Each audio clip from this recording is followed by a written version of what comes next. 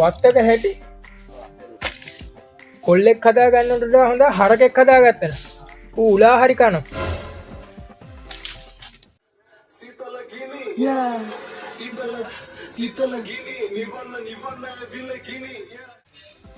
උගේ අම්මගේ TikTok කාලකන්නි 70.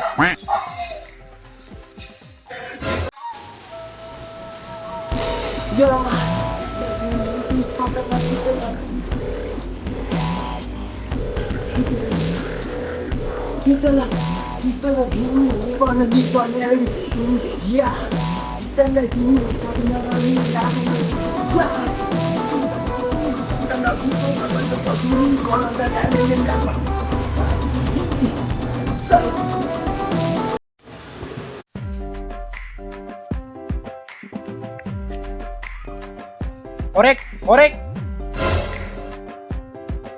Nah, orang nih baik kata dia ada kerana. වහබං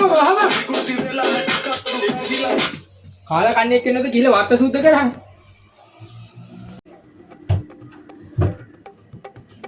මේ ඩැඩි අතල්ලයක්වත් දාන්න දෙන්නේ අර කාලකන්ණියකට දුන්න කියන.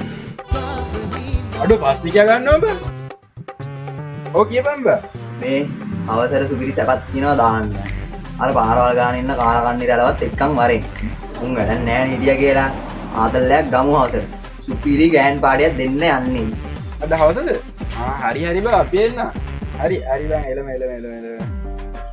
අවසර උන්ගේ ගෙදර පාඩියල්ලු. අඩුව. ඔයි.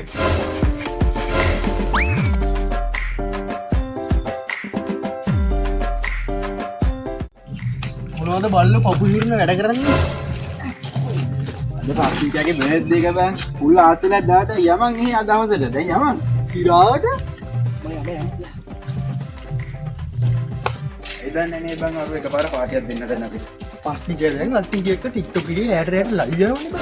ඔව් නේද මටත් ආරංචි වුණා නම් සීන් යන්න. බඩුකුත් ගහලා මාට්ටු වුණා. ඇත්තද?